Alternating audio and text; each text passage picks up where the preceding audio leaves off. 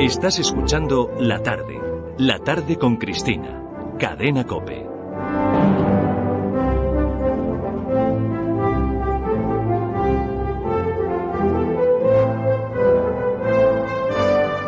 ¿Pero qué les vamos a explicar a los inmigrantes si no sabemos ni quiénes somos? Cuando una nación se siente orgullosa de lo que es, cuando además es consciente de su historia, pues probablemente puede entusiasmar a quienes forman parte de ella, empezando por los hispanoamericanos, que son hijos de la gran madre patria, ¿no?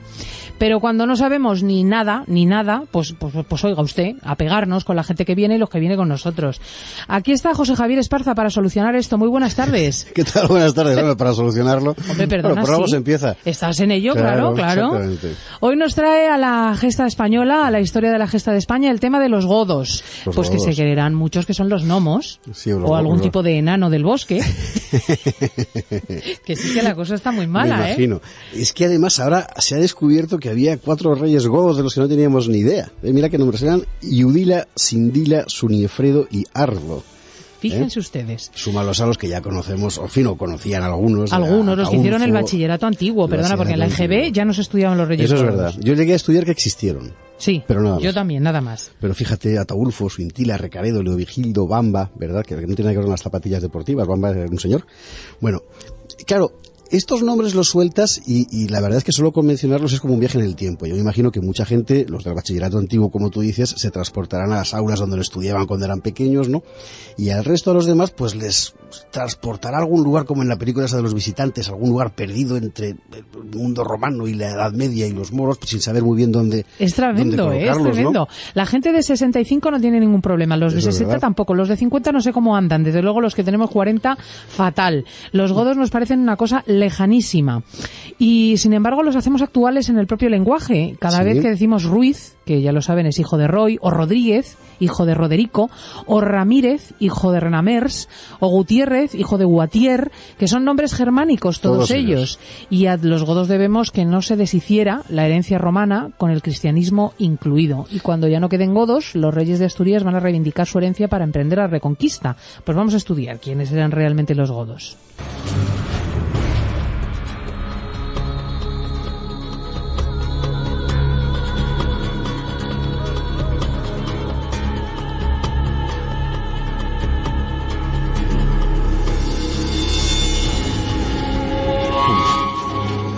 Es que los godos fueron muy importantes. Pero es una cosa que hay que repetirla permanentemente, porque claro, es un episodio de la historia de España del que se ha prescindido, ¿no? Cuando se habla de los godos, pues habla de los asesinatos entre clanes, de los asesinatos de reyes, que es verdad que se estaban todo el día matando, eso es rigurosamente cierto. Es lo que tenían. Pero desde el punto de vista de la historia nacional, todo eso de los asesinatos y demás es completamente secundario, y lo importante es esto otro. Los godos fueron quienes mantuvieron la unidad de Hispania desde el fin de la antigüedad hasta la Edad Media. Y por eso son tan importantes, son fundamentales para que España siguiera existiendo como una unidad, ¿no? Claro, vamos al principio. Los españoles habían comenzado a tener conciencia de ser una unidad gracias a Roma. Roma hizo Hispania y así la denominó.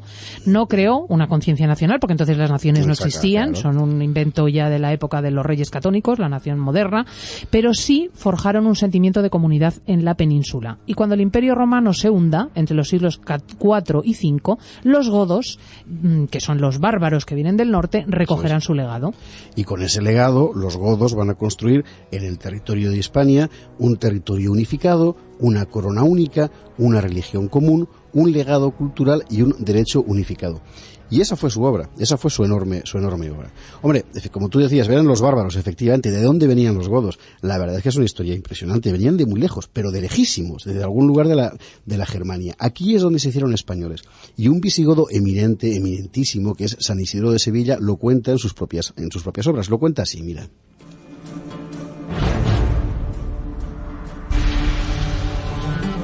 Los godos habitaban las dunas glaciares del Septentrión, cabe los reinos de los escitas, y eran dueños con otras gentes de terrenos montañosos. Mas, arrojados de su tierra por el empuje de los hunos, pasando el Danubio, se entregaron a los romanos. Pero no pudiendo soportar sus desafueros, e en consecuencia indignados, escogen rey propio de su pueblo, invaden Tracia, devastan Italia, sitian a Roma y la toman por asalto. invaden las Galias e indefensos los Pirineos, llegan hasta las Españas y en ellas fijan su residencia y el asiento de su imperio. Los pueblos godos son por naturaleza constantes, prontos de ingenio, fiados en la conciencia de sus fuerzas, de grandes arrestos corporales, osados por su prócer estatura, magníficos en su atuendo y en sus gestos, prontos al combate, duros en soportar las heridas conforme canta de ellos el poeta. Los godos menosprecian la muerte haciendo gala de sus heridas. Tan grandes guerras sostuvieron y tan estupenda fue la fortaleza de sus insignes victorias que Roma misma, vencedora de todos los pueblos, se sumó a los triunfos de los godos sometiéndose al yugo de su servidumbre. Pues, mientras muchas gentes apenas si pudieron reinar libres a fuerza de ruegos, diplomacia y dádivas, ellos conquistaron la libertad con su empuje más que pidiendo paz, y cuando se les enfrentó la dura necesidad de pelear, echaron mano de sus propios arrestos más que de ruegos. Ahí lo tienen, todo un carácter que en muchas cosas permanece en Hispania y que venía de las dunas glaciales del Septentrión, nos dice Isidoro de Sevilla. Claro, se refiere efectivamente al nordeste de Europa, ¿no? Exactamente. Y bueno, tú date cuenta el viaje que hace ese pueblo en pocos siglos, es decir, es que toda Germania, toda la Galia, pasan por casi todo el imperio. A lo largo de ese periplo, los godos se dividen. En el este quedan los ostrogodos, en el oeste los que llegaran aquí serán los visigodos, ¿no? Son los visigodos los que entran en Hispania hacia el año 410 y hay que ponerse en lo que era esto en el año 410, es decir, esto era el caos absoluto. La estructura del Imperio Romano se había hundido.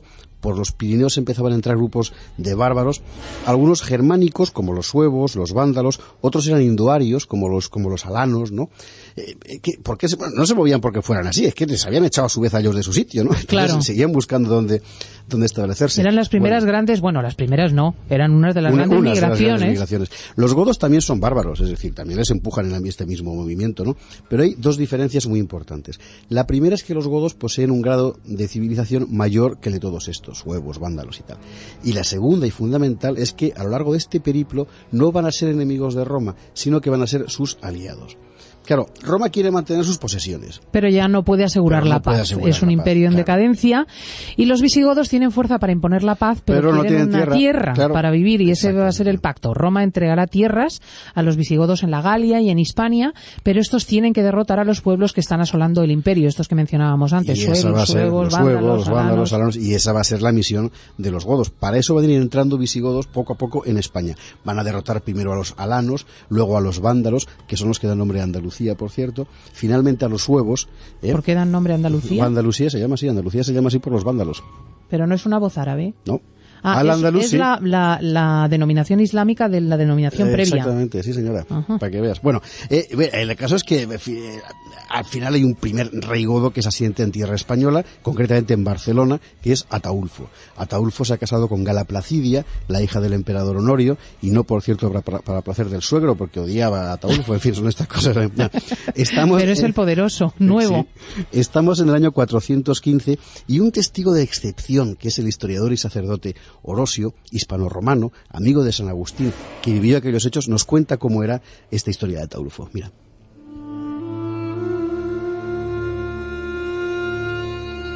Al frente de los pueblos de los godos se encontraba entonces el rey Ataulfo, quien habiendo tomado como mujer a Placidia, cautiva, como ya dije, hermana del emperador, sucedió a Alarico en el reino. Este prefirió militar fielmente junto al emperador Honorio y en favor de la defensa de la República Romana emplear el vigor de los godos. Puesto que los godos no pueden de ningún modo someterse a las leyes a causa de su desenfrenada barbarie, ni es conveniente excluir de la República las leyes, Ataulfo eligió para sí, al menos, buscar su gloria en restituir íntegramente el nombre romano y acrecentarlo con la fuerza de los godos, y ser considerado ante la posteridad como el autor de la restitución romana, después de no haber podido ser su sustituto. Por esto se abstenía de la guerra, por esto la paz era el brillante objeto de sus ansias, siendo influido en todas sus obras de buen gobierno por los consejos moderados, sobre todo los de su mujer, Placidia, de agudo ingenio ciertamente, y suficientemente proba por su religiosidad. Y mientras insistía celosísimamente en alcanzar y ofrecer esta paz, en Barcelona, ciudad de Hispania, traicionado por los suyos, según dicen, es asesinado. Será la primera de una larga serie de asesinatos, pero la situación política de los godos no va a cambiar, porque el imperio los requiere para mantener el orden y se van a suceder en esta tarea. Claro, y así ellos siguen entrando. Lo que pasa es que el Imperio Romano de Occidente, ya sé que se ha partido, tiene los días contados. En el año 476 literalmente se pulveriza, desaparece la corona imperial tradicional como se conocía, ¿no? Y los godos, que ya habían empezado a entrar en la península, poco a poco, pues ahora empiezan a llegar en masa. Primero llegan los guerreros, luego sus familias, luego el conjunto de los clanes. Nunca se ha sabido muy bien cuántos eran. Se calcula que en total el número de visigodos que se establece en España en sucesivas oleadas, pues podría ser en torno a 200.000 en un siglo, ¿no? En el siglo V. Sí, tampoco había mucha más gente en España, pero desde luego más que pero un más territorio que esta, inmenso, sí. Lo que pasa es que además no se extienden de forma homogénea por toda la península, ¿no? Sino que ellos se instalan sobre todo en la meseta. Y dentro de un triángulo, imagínate, Palencia, Toledo, Sigüenza, ¿no? Pues en ese triángulo que se van a llamar los campos góticos, precisamente, también un poco en La Rioja y en la Bureba, bueno, pues por ahí se instalan los visigodos. Y así nace un reino singular porque tiene dos caras. Hay una mayoría de población hispano-romana, de religión católica, que además controla la administración heredada del imperio, y luego hay esta minoría germánica, goda, de religión cristiana, pero arriana, que es la herejía de moda en el siglo V, ¿verdad? Y estos, los godos, lo que tienen es el poder regio y la fuerza militar.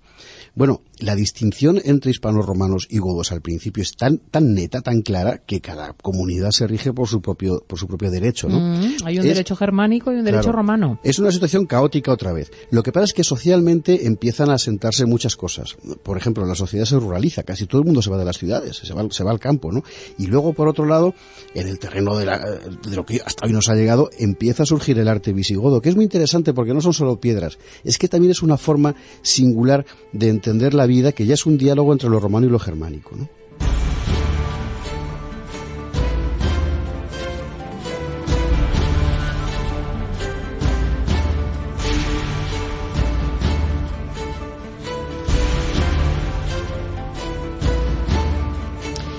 Y entre esta comunidad goda y esta comunidad hispano-romana, con derechos distintos, con tradiciones culturales diferentes, faltaba la cohesión, la unidad. Y esto va a ser la gran obra política de los godos, y la verdad es que una gran constancia por parte de los reyes que lo consiguieron hacer, porque era muy difícil. Date cuenta que, bueno, es que realmente eran dos mundos viviendo en uno, ¿no?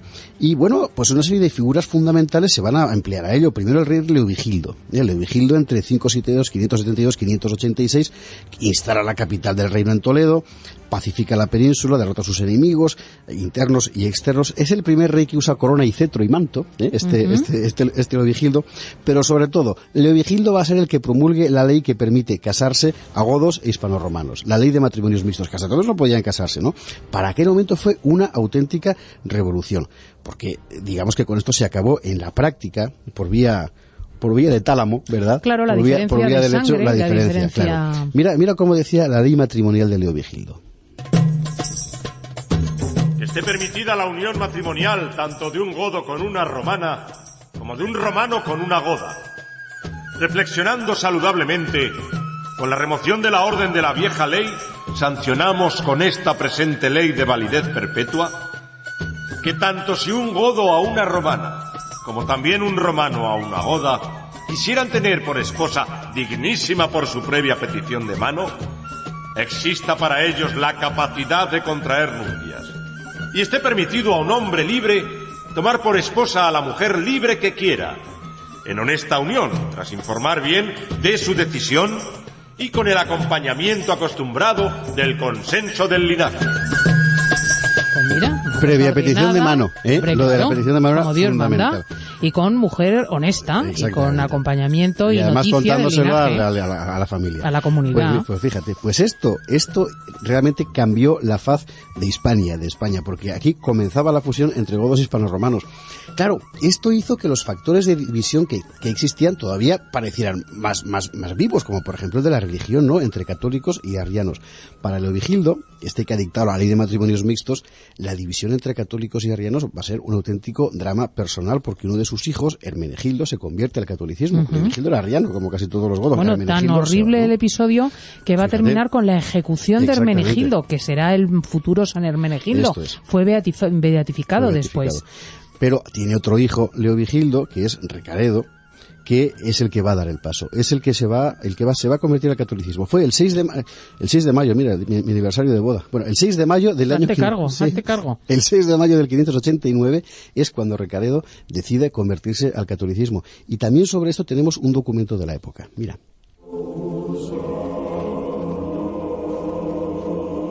En el año 8 del emperador Mauricio, que es el año 4 de Recaredo, el Santo Sínodo de los Obispos se reúne en la ciudad de Toledo con un número de 72 obispos, en el cual sínodo estuvo presente el recordado cristianísimo Recaredo, mostrando a los obispos, escrita en un libro por su propia mano, la disposición de su conversión y la de todos los obispos y del pueblo godo, y todo lo que corresponde a la confesión de la fe ortodoxa. Dándose por enterado de la disposición del cual libro, el Santo Sínodo de los Obispos decide apoyarlo con los testimonios canónicos. Pues ahí estaban los arrianos incorporándose a la comunión católica, y había un gran godo en aquel concilio que hemos mencionado ya, que es señero en la historia de España, San Isidoro de Sevilla. San Isidoro de Sevilla, que es un personaje fundamental. Y para la gente que nunca ha oído hablar de los godos antes de hoy, con que se acuerde del nombre de San Isidoro de Sevilla, yo creo que es bastante, porque es un personaje absolutamente fundamental. Es el que mejor demuestra hasta qué punto los godos habían recogido el legado de Roma. Este San Isidoro, que vivió entre el año 560 y el 636, es que fue quizá fue el último gran filósofo de la antigüedad. Fue uno de los mayores sabios de su tiempo, sin duda alguna. También fue el último gran padre de la Iglesia. Dominaba el latín, el griego, el hebreo. En Sevilla, San Isidoro enseñaba ya filosofía aristotélica. Dicen que lo trajeron los árabes y tal. No es verdad. Es decir, el legado grecorromano incorporaba a Aristóteles, e Isidoro, que era un godo y un romano, enseñaba a Aristóteles en Sevilla. Y su obra cumbre, que son las etimologías, en realidad las etimologías son muchos libros, las etimologías son solo una parte, ¿no? Bueno, fue la más reproducida en la Edad Media después de la Biblia, que se dice pronto.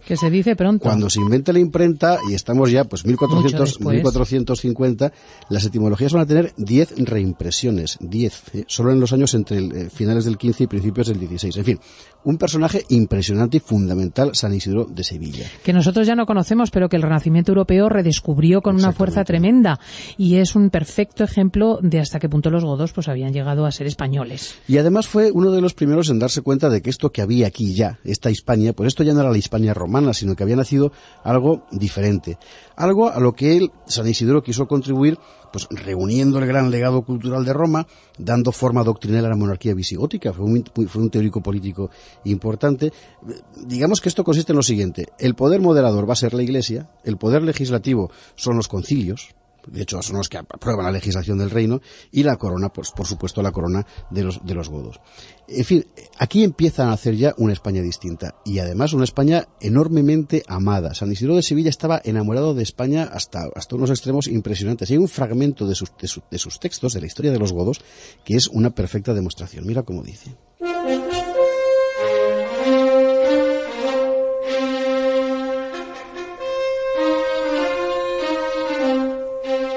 De todas las tierras existentes desde el occidente hasta la India, tú eres, España, piadosa y madre siempre feliz de príncipes y de pueblos, la más hermosa. Con razón tú eres ahora la reina de todas las provincias. De ti no solo el ocaso, sino también el oriente reciben su fulgor. Tú eres el honor y el ornamento del orbe, la más célebre porción de la tierra, en la que se regocija ampliamente y profusamente florece la gloriosa fecundidad de la estirpe goda. Con razón la naturaleza te enriqueció y te fue más benigna con la fecundidad de todas las cosas creadas. produces todo lo fecundo que dan los campos, todo lo precioso que dan las minas, todo lo hermoso y útil que dan los seres vivientes. Y no eres menos por los ríos, que ennoblece la esclarecida fama de tus vistosos rebaños. Y además, eres rica en hijos, en gemas y en púrpura, a la par que fértil en gobernantes y genios de imperios. Y eres tan opulenta en realzar príncipes como dichosa en engendrarlos. Con razón, por tanto, la dorada Roma, cabeza de pueblos, te ambicionó tiempo atrás. Y aunque el mismo poder romúleo te poseyó primero como vencedor, luego, sin embargo, el linaje floreciente de los godos, tras numerosas victorias en todo el orbe, te arrebató con afán y te amó, y goza de ti hasta ahora entre regias ínfulas y enormes riquezas, segura en la dicha del imperio.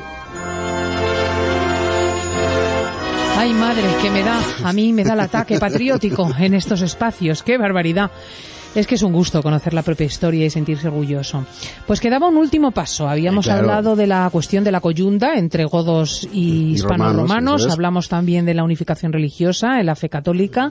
Y finalmente nos quedaba el paso de las leyes. Claro, porque seguía habiendo dos derechos, el romano y el germánico. Es verdad que el romano no se había tocado desde los tiempos del final del imperio, con lo cual estaba muy obsoleto, ¿no?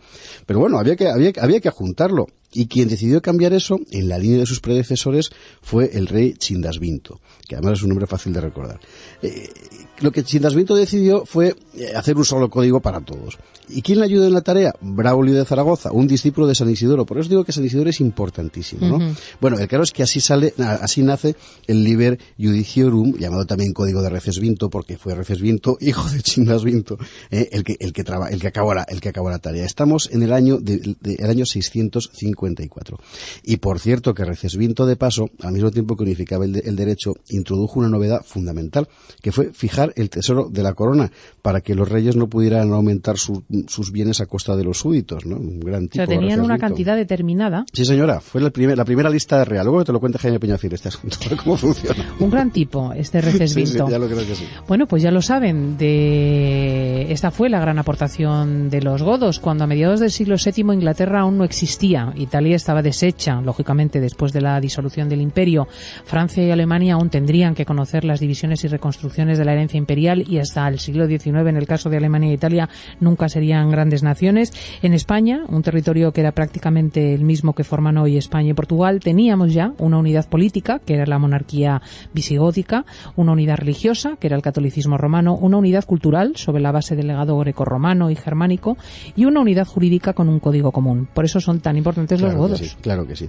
Y luego, bueno, pues ya sabemos que aquello acabó como el Rosario de la Aurora, lo hemos contado aquí, dos facciones enfrentadas, guerra civil, unos que llaman en su auxilio a los musulmanes del norte de África, los moros que llegan y que se quedan y desmontan el edificio, los visigodos étnicos, digamos, los que estaban en aquellos campos góticos en Castilla la Vieja, en Galicia y León, se van a ir disolviendo poco a poco en la Nueva España, que empieza a formarse al calor de la Reconquista, pero precisamente esa Nueva España elegirá reconocerse en la herencia goda. Y desde entonces siguen con nosotros. Pues muchísimas gracias a José Javier Esparza por ese apasionante episodio, Los godos, de nuestra gesta española. Y aquí lo dejamos por hoy. Si recuerdan sencillamente esto, que los godos fueron el puente entre Roma y la Edad Media y que fue su estrella San Isidoro de Sevilla, pues ya han aprendido bastante. Sí, señora. Nos vamos con Jaime Peñafiel. La tarde con Cristina. Cadena COPE.